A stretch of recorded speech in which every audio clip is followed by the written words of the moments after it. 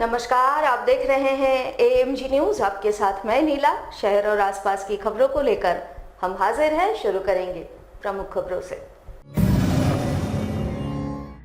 नशाखोरी के खिलाफ जिला प्रशासन को मिली बड़ी सफलता। 22 किलो गांजा के साथ 4 तस्कर आए गिरफ्त में। ऑटो चालकों पर नकेल कसने हेतु जिला प्रशासन ने लागू किया है ड्रेस कोड नियम। 1 से 15 मार्च तक चलाया जाएगा रोको टोको अभियान। 15 के बाद की जाएगी कार्रवाई। पेट्रोलियम पदार्थों में मूल्य वृद्धि के खिलाफ झामुमो ने निकाला रिक्शा रैली, किया जमकर प्रदर्शन।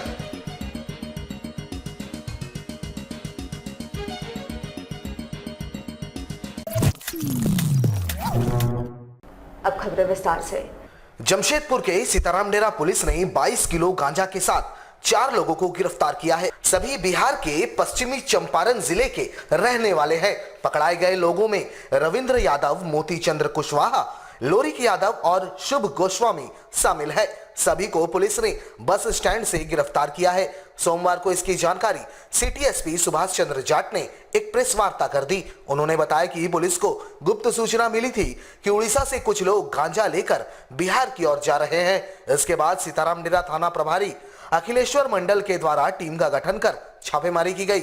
छापेमारी के दौरान 4 लोगों को संदिग्ध अवस्था में पकड़ा गया। जांच करने पर उनके पास से पुलिस ने 22 किलो गांजा बरामद किया, जिसकी कुल कीमत 2,20,000 रुपए बताई जा रही है। पुलिस यह जानने का प्रयास कर रही है कि इनके द्वारा गांजा कहां से लाया जा रहा था। फिलहाल पुलिस ने चारों को जेल भेज दिया है। जमशेदपुर पुलिस को एक सूचना प्राप्त हुई थी कि उड़ीसा से कुछ लोग गांजा की सप्लाई करते हैं। वो मानगो बस स्टैंड पे कुछ गांजा बिहार भेज देते हैं और कुछ यहाँ लोकल में डिस्ट्रीब्यूट करेंगे। तो सीताराम डेरा थाना प्रभारी द्वारा तत्काल कार्रवाई करते हुए 4 लोगों को गिरफ्तार किया गया और उनके पास से कुल 22 किलो गांजा प्राप्त हुआ है, जिसकी कीमत लगभग 2,20,000 रुपये है। ये लोग चंपारण बिहार के रहने वाले हैं। इनका नाम है रविंद्र यादव, मोतीचंद कुशवाहा, लोरिक यादव, शुभ गोस्वामी।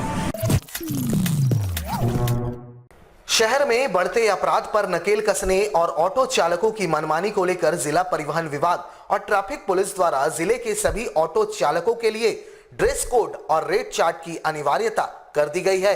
वैसे आज से यह आदेश जिले भर में लागू हो चुका है, लेकिन जिला परिवहन विभाग अगले 15 दिनों तक इसको लेकर चेकिंग अभियान चलाएगी, ताकि 15 दिनों में सभी ऑटो चालक ड्रेस कोड और रेट चार्ट के साथ शहर की सड़कों पर ऑटो का परिचालन कर सके।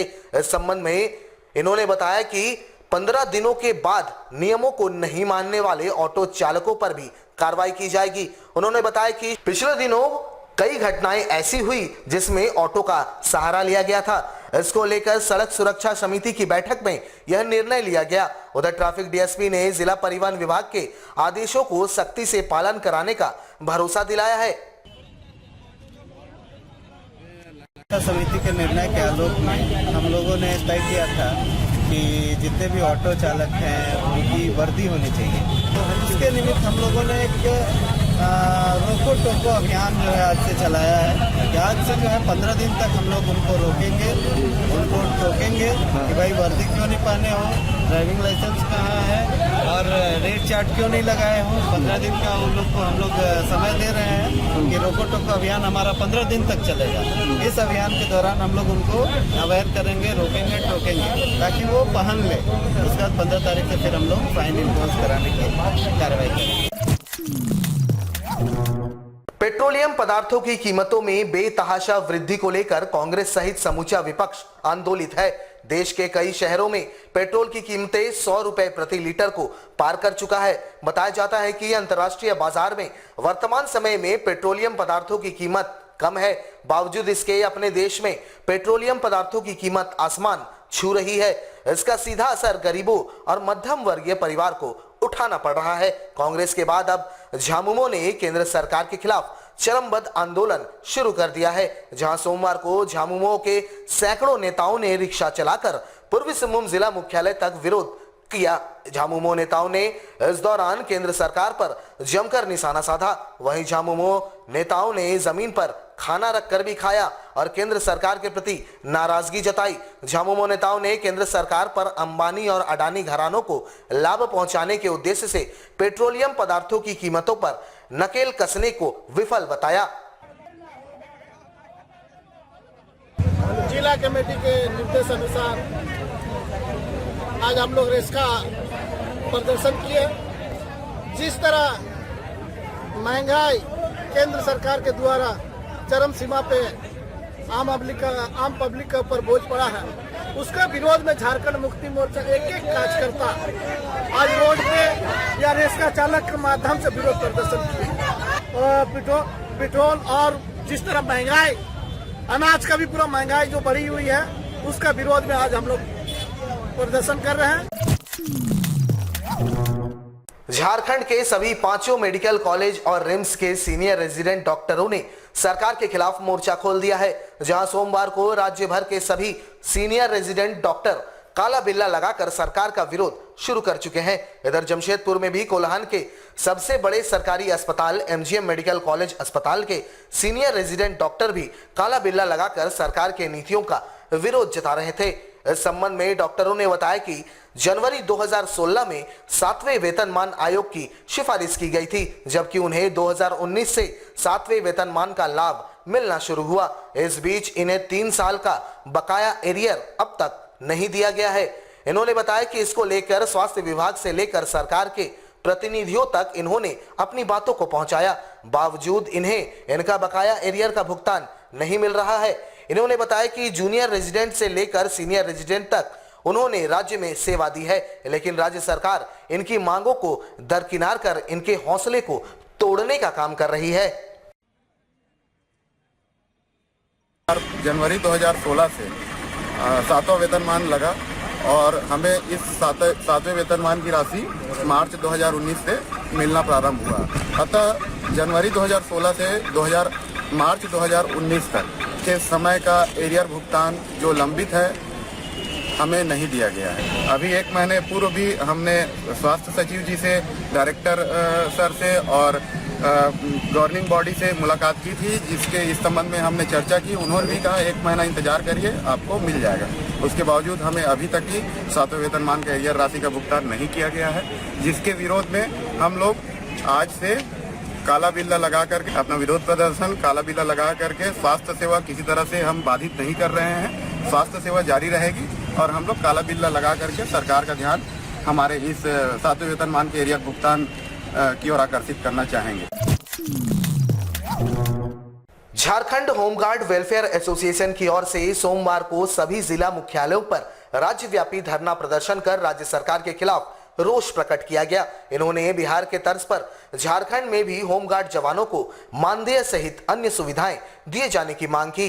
वहीं इन्होंने साफ कर दिया कि अगर अब भी सरकार इनकी मांगों पर विचार नहीं करती है तो आगामी 8 मार्च को राज्य के सभी गृह रक्षक राजधानी रांची पहुंच विधानसभा का घेराव करेंगे। गौरतलब हो कि पिछले कई सालों से झारखंड के होमगार्ड जवान बिहार के तर्ज पर मानदेय, ग्रेजुएटी, समान काम के बदले समान वेतन, नियमित ड्यूटी सहित कई मांगों को लेकर आंदोलित है। हर बार सरकार की ओर से इन्हें निराशा मिलती है।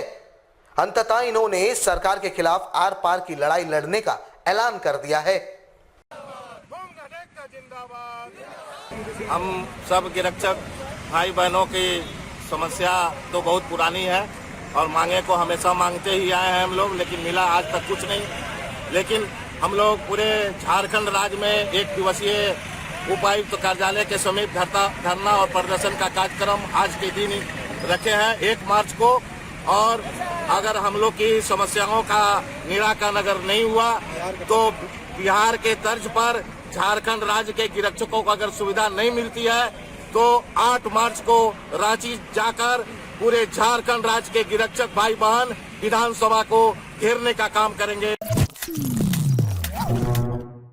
पंचायती राज व्यवस्था के सबसे सशक्त सिपाही के रूप में चौकीदार और दफादार होते हैं। इनके जिम्मे गांव और पंचायत की सुरक्षा रहती है, लेकिन झारखंड के पूर्वी सिंहभूम जिले के दफादार और चौकीदार सरकारी उपेक्षा का दंश झेल रहे हैं। 1 जनवरी 1990 से लेकर आज तक पूर्वी सिंहभूम जिले के सेवानिवृत्त हुए दफादारों और चौकीदारों के आश्रितों को नौकरी नहीं मिली, जबकि राज्य के दूसरे जिलों के दफादारों और चौकीदारों के आश्रितों को नौकरी दे दी गई है। अपनी 9 सूत्री मांगों को लेकर झारखंड राज्य दफादार चौकीदार पंचायत संघ के बैनर तले जिले के चौकीदारों एवं दफादारों ने जिला मुख्यालय के समक्ष धरना प्रदर्शन कर राज्य सरकार और दिशम गुरु शिबू सोरेन से अपने लिए इंसाफ मांगा। इन्होंने कहा कि जिले के दफादारों और चौकीदारों से गांव की रखवाली छोड़ दूसरे कामों में सेवा ली जाती है। यही कारण है कि गांव से बच्चे और युवतियां पलायन हो रहे हैं, यानी ह्यूमन ट्रैफिकिंग की ओर इनका इशारा था। इन्होंने सरकार से बंद पड़े बहाली और जिला पुलिस के तर्ज पर 13 माह के वेतन, जिला स्तरीय कार्यशाला का आयोजन, वर्दी भत्ता, गाड़ी भत्ता वगैरह दिए जाने की मांग की है। 9 सूत्री मांगों को लेकर यहाँ बैठे हैं। उसमें सबसे प्रमुख है कि 1 जनवरी 1990 के बाद पूर्वी सिंहभूम जिला में जो भी चौकीदार दफ्तर सेवानिवृत्त हुए हैं उनके एक भी आश्रित बहाल नहीं हुए, जबकि झारखंड के अन्य सभी जिलों में जो बहाली हुई है आश्रितों, यहाँ बहाली नहीं हुई है, तो इनके साथ अन्याय हुआ है। तो इसलिए ये मामला गंभीर है और माननीय मुख्यमंत्री जी से हम मांग करते हैं कि ये उच्च स्तरीय जांच करावें। Contractor welfare and legal forum के द्वारा राज्य के मुख्यमंत्री को एक मांग पत्र सौंपा गया, जिसके माध्यम से इन्होंने टेंडर रेट को पूर्व के भांति करवाए जाने की मांग की है। इस दौरान इन्होंने कहा कि पूर्व में टेंडर को 10% छोड़कर उठाना पड़ता था, लेकिन पिछले दिनों इसे बढ़ाकर 25% कर दिया गया है। ऐसे में अगर टेंडर राशि से 25% की कटौती कर दी जाएगी तो बेहतर क्वालिटी का निर्माण संभव नहीं हो पाएगा। वहीं इन्होंने F2 संवेदक श्रेणी जो वर्षों से 2.5 करोड़ की श्रेणी में था उसे 5 करोड़ तक बढ़ाए जाने की मांग की है। साथ ही स्थानीय कार्य में स्थानीय संवेदकों को प्राथमिकता दिए जाने की मांग इन्होंने मुख्यमंत्री के समक्ष रखी है। 5 मांगे हैं। हम लोगों ने मिल से भी सरकार को बोला और मुख्यमंत्री से हम लोग पर्सनली मिले भी थे। सबसे बड़ी चीज है कि ये हम लोग का जो है कोई भी जो टेंडर निकल रहा है उसे शेड्यूल रेट में किया जाए। 20-25% बिलों में क्वालिटी मेंटेन नहीं होगा, असंभव चीज है। दूसरा चीज है कि जैसे आपको ये अभी जो समय वृद्धि दिया गया है 2 ही विभाग को दिया गया है, बाकी सभी कार्य विभाग को उसमें समय वृद्धि दिया जाए। और जैसे हम लोग एकरारनामा करते हैं, एग्रीमेंट जब हम इसमें करते हैं तो गवर्नमेंट का जो भी टैक्स है और जो भी रेट है वो डिसाइड करता है, लेकिन बीच में सरकार उसमें फिर बढ़ोतरी कर देती है रॉयल्टी का और टैक्स का। तो हम लोग की डिमांड है कि जो भी बढ़ोतरी होगा उसको हम लोग को बाद में सरकार पेमेंट करे। जयप्रकाश स्कूल ट्रस्ट एवं पूर्णिमा नेत्रालय के संयुक्त तत्वाधान में स्कूल प्रांगण में रविवार को निःशुल्क नेत्र जांच शिविर का आयोजन किया गया, जहां बड़ी संख्या में क्षेत्र के निवासियों ने अपने नेत्र की जांच करवाई।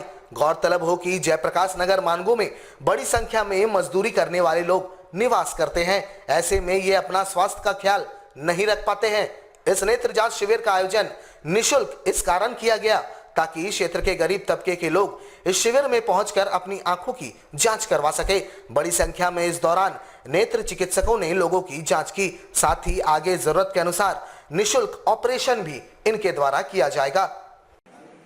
नेत्र चिकित्सा शिविर पूर्णिमा नेत्रालय के सौजन्य से जेपी स्कूल के प्रांगण में झारखंड राज्य के अंतर्गत जयप्रकाश स्कूल ट्रस्ट के द्वारा निःशुल्क मोतिया जांच आई शिविर का आयोजन किया गया है। इस शिविर में इस क्षेत्र के काफ़ी लोग गरीब हैं और इन गरीबी को देखते हुए ये अपने आँख के ऑपरेशन के लिए पैसे का खर्च नहीं दे पाते हैं, इसलिए पहले इनकी आँख की जांच की जाएगी। अगर ये जांच के उपरांत मोतियाबिंद अगर पाया जाता है तो इनकी निःशुल्क व्यवस्था की जाएगी ब्रह्मानंद के द्वारा, और हमारे संस्था भी इनको बढ़ चढ़ करके मदद करेगी जो इस तरह से असहाय हैं। हमारे साथ लगातार जुड़े रहने के लिए आप हमें YouTube पर जरूर सब्सक्राइब करें। आज के लिए बस इतना ही। कल आपसे फिर मिलेंगे कुछ नई खबरों के साथ। तब तक के लिए AMG न्यूज की पूरी टीम को दीजिए इजाजत। नमस्कार।